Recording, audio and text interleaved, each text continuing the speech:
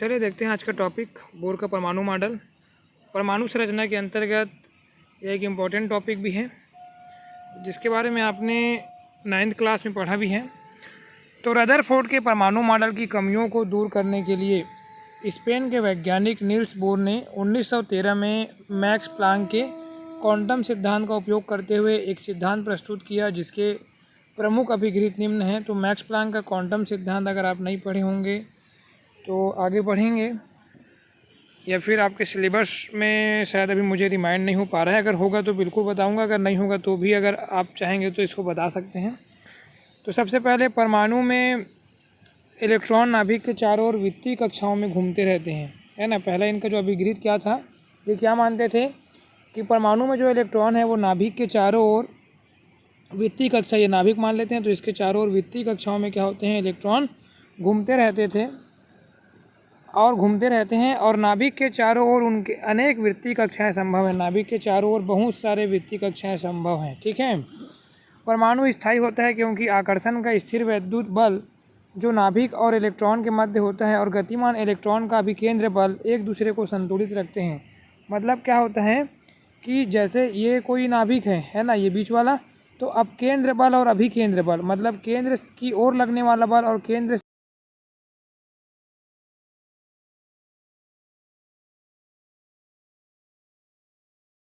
और अपकेंद्र बल के बारे में भी आप लोग आगे डिटेल से पढ़ेंगे, है ना।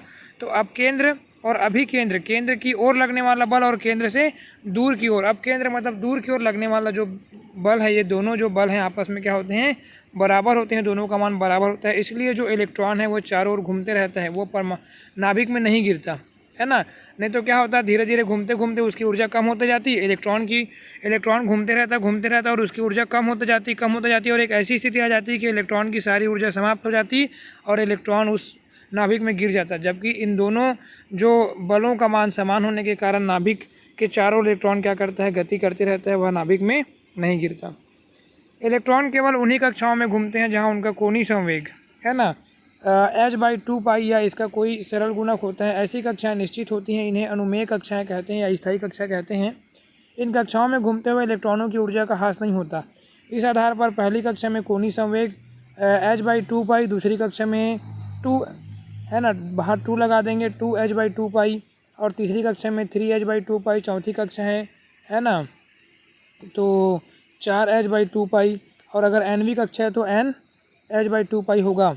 अतः बोर के अनुसार कोणीय संवेग बराबर mvr बराबर nh/2π, जहाँ m इलेक्ट्रॉन का द्रव्यमान है, v इलेक्ट्रॉन का वेग है, r कक्षा की त्रिज्या है, h प्लांक नियतांक है और h का वैल्यू फिक्स है। नियतांक है मतलब उसका वैल्यू फिक्स होगा, तो 6.625 × 10⁻27 अर्ग सेकंड, और n एक पूर्ण संख्या है ना। n का वैल्यू 1, 2, 3, 4 कुछ भी हो सकता है, जो स्थायी कक्षा की क्रम संख्या है। इन कक्षाओं को ऊर्जा स्तर भी कहते हैं। इनका क्रम नाभिक से शुरू होता है। n को क्वांटम संख्या कहा जाता है ना। क्वांटम संख्या के बारे में भी आप आगे पढ़ेंगे कि क्वांटम संख्या क्या है ना।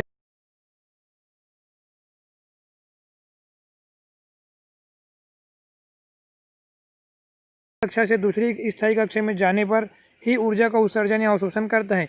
यदि वह ऊर्जा लेगा, है ना, जब दूसरी कक्षा में जाएगा तब वो ऊर्जा का उत्सर्जन या अवशोषण करता है।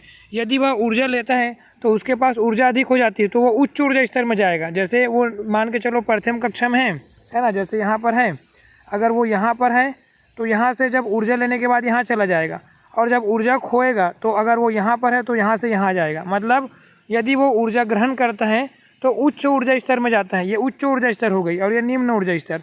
और जब वह ऊर्जा को क्या करता है, त्यागता है, तो वह उच्च ऊर्जा स्तर से निम्न ऊर्जा स्तर की ओर आता है, ठीक है। और जब वह ऊर्जा को लेता है, ग्रहण करता है, तो वो निम्न से कहाँ जाता है, उच्च की ओर। जब वो ऊर्जा ग्रहण करता है ना, ग्रहण करता है, तब निम्न से उच्च की ओर, और जब वह ऊर्जा को त्यागता है तो उच्च से निम्न की ओर क्या होता है, आता है। और यह तब ऊर्जा को ग्रहण या अवशोषण करता है ना। तभी वो मतलब कब ऊर्जा को अवशोषण या ग्रहण करेगा, जब वो एक स्थायी कक्षा से दूसरी स्थायी कक्षा में जाएगा, है ना। फिर चौथा, ऊर्जा का उत्सर्जन या अवशोषण ऊर्जा के पूर्ण क्वांटम या क्वांटा गुणांक में ही होता है। यदि संबंध कक्षाओं की ऊर्जा क्रमशः E1 और E2 हो तो बोर आवृत्ति सूत्र या बोर ऊर्जा सूत्र निम्नानुसार होता है। E1 - E2 बराबर डेल E या h न्यू, जहाँ पे h न्यू क्या है ना, न्यू ऊर्जा की मतलब इलेक्ट्रॉन की आवृत्ति है, और एच प्लांक स्थिरांक है ना। एच क्या है? प्लांक स्थिरांक। और न्यू क्या है? ऊर्जा की आवृत्ति है। मैंने थोड़ी देर पहले आपको बताया है कि इसको न्यू पढ़ा जाता है। इसको क्या पढ़ते हैं? न्यू पढ़ते हैं। न्यू इलेक्ट्रॉन की आवृत्ति है ना। उत्सर्जन या अवशोषित ऊर्जा होती है ना, ये आवृत्ति है। और उसके बाद पांचवा, परमाणु स्पेक्ट्रम में प्राप्त रेखा इलेक्ट्रॉन के उच्च ऊर्जा स्तर से निम्न ऊर्जा स्तर में कूद कर आने से प्राप्त होता है। तो स्पेक्ट्रम जो रेखा है,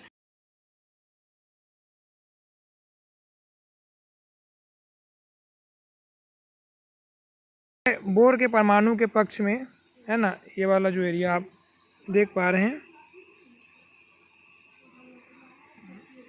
बोर के परमाणु मॉडल के पक्ष में कुछ तथ्य हैं। बोर के परमाणु संरचना सिद्धांत को, जो कभी सर्वमान्य की स्थिति में था, बहुत ज़्यादा इसकी मान्यता थी, तरंग यांत्रिकी धारणाओं ने अपदस्थ कर दिया। जब तरंग यांत्रिकी की धारणाएं आई तो इसका वैल्यू थोड़ा सा कम हो गया, अपदस्थ हो गया। तो बोर मॉडल के पक्ष में प्रस्तुत होने वाले कुछ तथ्य निम्नलिखित हैं। हाइड्रोजन स्पेक्ट्रम में प्रेक्षित स्पेक्ट्रमी रेखाओं की आवृत्तियाँ वही हैं जिनकी बोर ने प्रयुक्ति की थी। मतलब हाइड्रोजन स्पेक्ट्रम में प्रेक्षित जो स्पेक्ट्रम रेखाएं हैं, उसकी आवृत्तियाँ, उसकी जो फ्रीक्वेंसी हमने देखा पिछले क्लास में, वो उसके बारे में बोर ने बता दिया था, वो आवृत्ति वही है। ठीक है। सेकंड, रीडबर्ग जो स्थिरांक है आर का बोर सिद्धांत द्वारा गणना किया हुआ मान है ना 1.09679 × 10⁵ सेंटीमीटर के लगभग उतना ही है जितना स्पेक्ट्रमी अध्ययन द्वारा प्राप्त हुआ। मतलब बोर ने हाइड्रोजन स्पेक्ट्रम का जो अध्ययन किया था वो आज भी वही मान्य है। ठीक है। तीसरा, बोर की इलेक्ट्रॉनों की विविक्त मान स्थायी अवस्थाओं की धारणा द्वारा हाइड्रोजन सदृश परमाणुओं के उत्सर्जन तथा अवशोषण स्पेक्ट्रमों की सफल व्याख्या हो पाती है।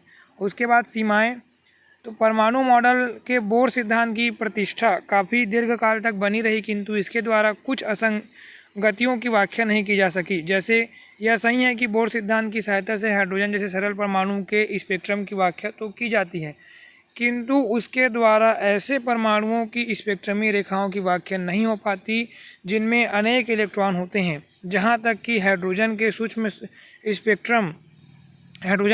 स्पेक्ट्रम का अभिप्राय उस स्पेक्ट्रम से होता है जो उत्सर्जित विकिरण का उच्च विभेदन क्षमता वाले उपस्कर की सहायता से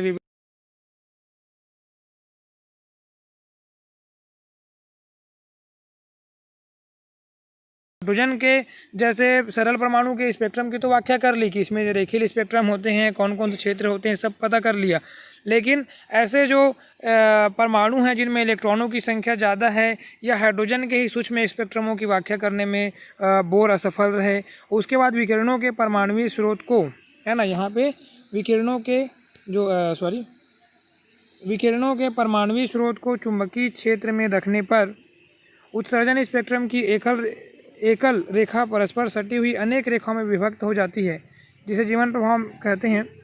तो जीवन प्रभाव क्या है? जब किसी स्पेक्ट्रम को चुंबकीय क्षेत्र में रखा जाता है तो उसका विभिन्न स्पेक्ट्रमी रेखाओं में बंटना, अलग अलग स्पेक्ट्रम रेखाओं में दिखाई देना जीवन प्रभाव कहलाता है ना। तो जीवन प्रभाव कहते हैं विद्युत क्षेत्र की उपस्थिति में भी स्पेक्ट्रमी रेखाएं इसी प्रकार विभक्त हो जाती हैं और इस घटना को स्टार्क प्रभाव कहते हैं। तो कहने का मतलब ये है कि विकिरण के परमाणुीय स्रोत को चुंबकीय क्षेत्र में रखने पर उत्सर्जन स्पेक्ट्रम की एकल रेखा परस्पर सटी हुई अनेक रेखाओं में, मतलब जिसको हम एकल रेखा मानते हैं, वह भी अगर उसको चुंबकीय क्षेत्र में रख दिया जाए तो बहुत सारी रेखाओं में विभक्त हो जाता है। इसको जीवन प्रभाव कहते हैं। और यदि उन्हीं एकल रेखाओं को यदि विद्युत क्षेत्र में रख दिया जाए तो वह भी बहुत सारी रेखाओं में विभक्त हो जाता है। इसे क्या कहते हैं? इसे स्टार्क प्रभाव कहते हैं। तो ये भी मतलब बोर की कमी थी, है ना। बोर ने उसको एकल स्पेक्ट्रम कह दिया, लेकिन उसी एकल स्पेक्ट्रम को यदि हम चुंबकीय क्षेत्र में रख रहे हैं तो वह विभिन्न रेखाओं में विभक्त हो जा रहा है, जिसे हम जीवन प्रभाव कह रहे हैं। और उसी स्पेक्ट्रम को यदि हम विद्युत क्षेत्र में रख रहे हैं तो वह भी बहुत सारी रेखाओं में क्या हो रहा है? विभक्त हो रहा है, जिसे हम क्या कह रहे हैं? स्टार्क प्रभाव कह रहे हैं। तो इस प्रकार से बोर के परमाणु मॉडल की कुछ कमियां भी रही हैं और कुछ इनका जो आपने तथ्य भी देखा कि किस प्रकार से यह सहायक है,